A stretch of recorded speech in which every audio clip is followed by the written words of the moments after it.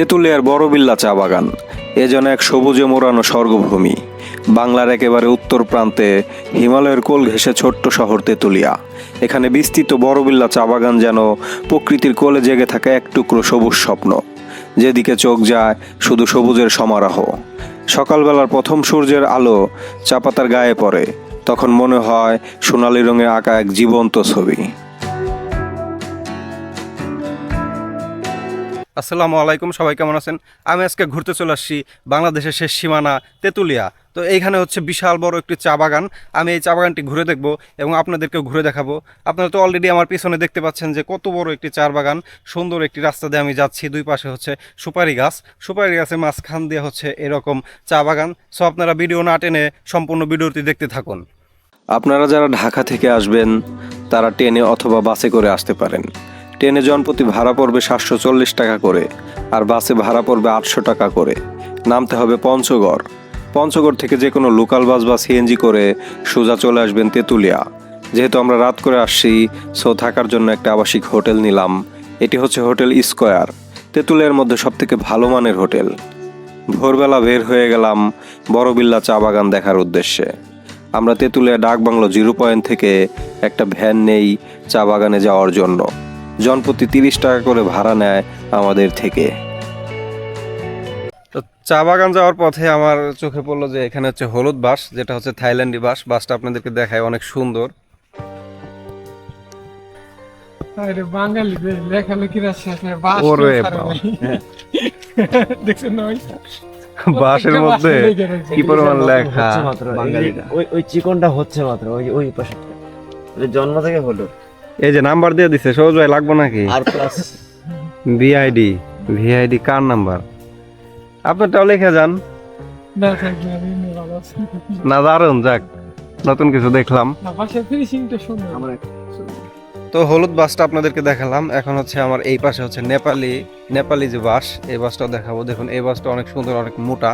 আর বাসের মধ্যে মানুষ কি পরিমাণ নাম টাম লেখছে সেটা আপনার দেখায়, নাম্বার টাম্বার দিচ্ছে। এটা হচ্ছে নেপালি বাস, দেখুন এই যে নাম্বার। হ্যাঁ, মানে কোনো বাসেও বাকি রাখে নাই মানুষ। দেখুন বাসগুলো অনেক সুন্দর। তো আপনারা হচ্ছে থাইল্যান্ডি হলুদ বাসটা দেখলেন এবং নেপালি যে বাস সেটাও দেখলেন। এখন আমরা চলে যাব চা বাগানে। চা বাগানটা গিয়ে আপনাদেরকে দেখাবো। বাংলাবান্ধা 0 পয়েন্ট, শিলিগুড়ি 16 কিলোমিটার এই রাস্তা দিয়া। এই রাস্তা দিয়ে। জি জি, ও বাবা, এই রাস্তায় সোজাই হলো, পিছনে হলো শিলিগুড়ি। এটা একসময় পাকা রোড ছিল। এই যে এখানে এই যে পায়ের নিচে দেখেন, এটা পাকা রোড ছিল এক সময়। গাড়ি চলাচল করে তো, মহেন্দ্র গাড়ি চলে, যার জন্য আমি মনে করছি কিছু ভালো না যে রাস্তা সব গাছ হয়েছে ওই পারতাম গাছটা সুন্দর লাগতেছে না, ওইখানে এক সময় গাড়ি চলতো। ওখানে ব্রিজ ছিল, একটা ব্রিজ। এগুলা সেই আমলে যখন ভাগাভাগি হয়েছে তার আগে 1947 সালের আগে, তাইলে দেশ বিভাগের আগে। ওই ওখানে ব্রিজটা ভাঙে দিছে, বাংলাদেশ ভাগ হয়ে গেল। হ্যাঁ, আগে তো এটা জলপাইগুড়ির এটা নদী নয়, তেঁতুলিয়া পুকুর পাড়। যখন 8 মাসে যখন খরা পড়ে, রৌদ্র অনেক, তখন এই পুকুরগুলো শুকাই যায়। তখন এখান থেকে বালু পাথর উত্তোলন করা হয়। এখানে একটু আগে নিয়ে আসলাম, কেন এই পর্যন্তই ব্রেক। আর একটু আগে গেলে ভালো বোঝা যাবে হয়তো। তো এই চা বাগানটার নাম কি? এটা হলো বড়বিল্লা চায়ের বাগান বলা হয়। বড়বিল্লা। জি, তেঁতুলিয়া বড়বিল্লা চা বাগান। বড়বিল্লা। এখানে দেখার কিছু নেই, শুধু চায়ের বাগান। আচ্ছা, আর ওই যে বাম পাশের সামনে দেখেন একটা কালভার্ট দেখা যাচ্ছে, এটা হলো সরাসরি কলকাতার সঙ্গে সংযোগ। এটা ওই কালভার্টটা। হ্যাঁ, ওই যে বাইক, ওই যে প্রাইভেট কার যাচ্ছে একটা, বাম পাশে ফলো করেন, ওই যে প্রাইভেট কার যাচ্ছে। তো ওই চা বাগানগুলো কি বাংলাদেশে পড়ছে? না, এগুলো সব ইন্ডিয়া। এখান ওই থেকে চা বাগানগুলো ইন্ডিয়া।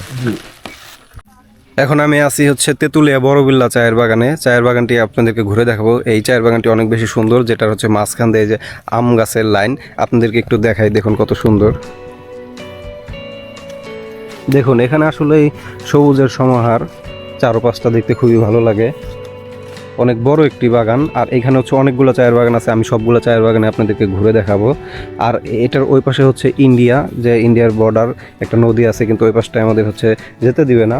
তারপর আপনাদেরকে একটু নদীটা দেখাই সামনে থেকে, যে কত সুন্দর একটি নদী। তো আমি নদীর কাছাকাছি প্রায় চলে আসছি, যেটার ওই পারে হচ্ছে ইন্ডিয়ার বর্ডার। ওই পাশের চা বাগানগুলো আরও সুন্দর, যেখানে হচ্ছে আমাদেরকে যেতে দিবে না, অ্যালাউ নাই। আপনাদেরকে একটু দেখাই যে আসলে এই পার থেকে ইন্ডিয়া দেখা যায় কত কাছে, আমরা তারপরে যেতে পারি না। এই যে দেখুন, এই নদীর ওই পারটা হচ্ছে ইন্ডিয়া, ওই পাশের চা বাগানগুলো আরো বেশি বড়, অনেক বড়। দেখুন কত সুন্দর। চা বাগানের সরু পথ ধরে হাঁটলে দেখা মেলে সারি সারি চা গাছের ঢেউ। চারপাশে কেবল সবুজ চা পাতার দিকে তাকালে অনুভব হয় বাতাসে মিশে থাকে এক অদ্ভুত সতেজ গন্ধ। এমন দৃশ্য দেখে যে কেউ মুহূর্তেই হারিয়ে যায় এই প্রকৃতির সৌন্দর্যে।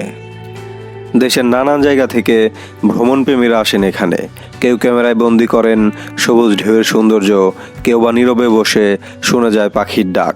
চা বাগানের পাশে ছোট ছোট কাঠের কটেজে বসে এক কাপ গরম চা, এই অভিজ্ঞতা হয়তো জীবনে একবারই পাওয়া যায়। তো চা বাগানে আসছি, চা না খেলে হয় যে এখন আমি হচ্ছে কাঁচা পাতার চা খাচ্ছি। চাটা অনেক মজা, ভালোই খাইতে, দারুণ।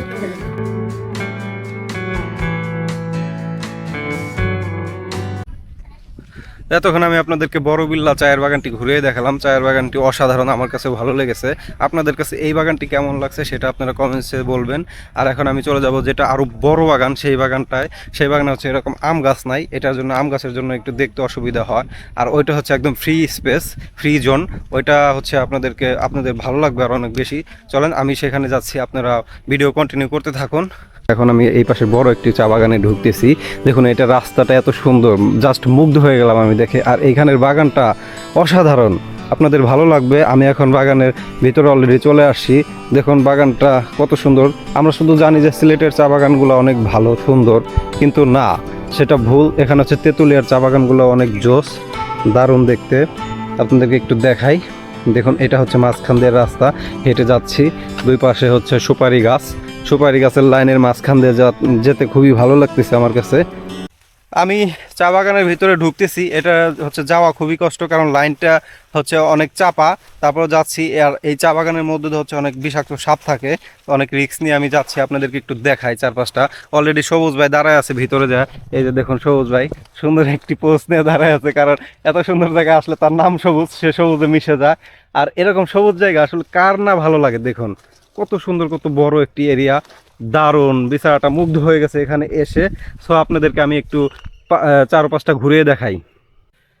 দেখুন আমি কত সুন্দর একটি রাস্তার মধ্য দিয়ে যাচ্ছি, দুই পাশেই চা বাগান, এই পাশে হাতের এই পাশেও চা বাগান, এই পাশটাও চা বাগান।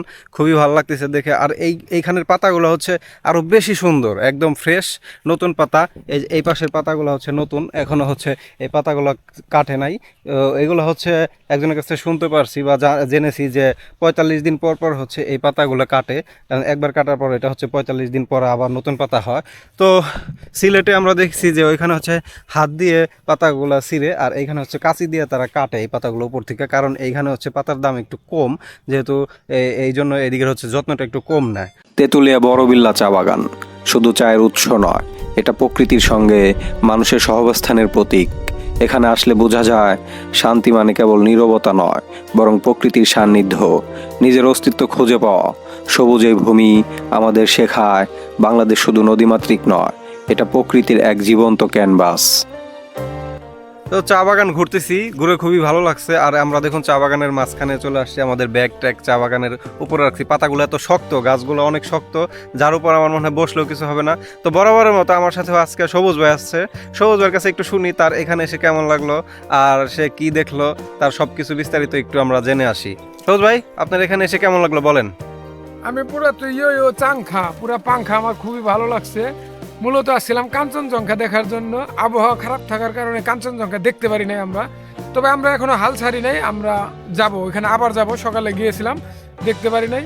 তবে আমার মনে হয় কাঞ্চনজঙ্ঘা ছাড়াও এখানে মানসিক যে একটা শান্তি পাওয়ার মতো পরিবেশ দরকার, সেটি এই চা বাগানে আছে। এখানে পরিবেশটা খুবই সুন্দর, আপনার অর্গানিক চা পাতার চা এখানে খাইতে পারবেন, ভালো সুন্দর একটি লেক ভিউ পাইবেন, মানে ওভারঅল সুন্দর একটি দিন কাটাতে পারবেন। আপনারা আসতে পারেন কাঞ্চনজঙ্ঘার উদ্দেশ্যে। তবে কাঞ্চনজঙ্ঘা যদি না দেখতে পান, এখানে আসলে যে পরিবেশটা পাবেন আমার মনে হয় না হতাশ হবেন, পয়সা উসুল একটি পরিবেশ, একটি দিন কাটাতে পারবেন। তো সবুজ ভাই খুবই গুরুত্বপূর্ণ কথা বললো, তার কথাগুলো খুবই সুন্দর। আর আসলে এই চা বাগানটা খুবই সুন্দর, অনেক বড় অর্গানিক চা বাগান। তো উত্তরবঙ্গটা, বাংলাদেশের উত্তরবঙ্গটা আসলে খুবই সুন্দর, অনেক কিছু আছে দেখার জন্য। আপনারা এখানে আসতে পারেন, ঘোরার জন্য খুবই ভালো একটি জায়গা। সো আমি আজকের মতো বিদায় নিব, পরবর্তীতে দেখা হবে নতুন কোনো জায়গায় নতুন কোনো ভিডিও নিয়ে। সে পর্যন্ত সবাই ভালো থাকবেন, সুস্থ থাকবেন, আল্লাহ হাফেজ।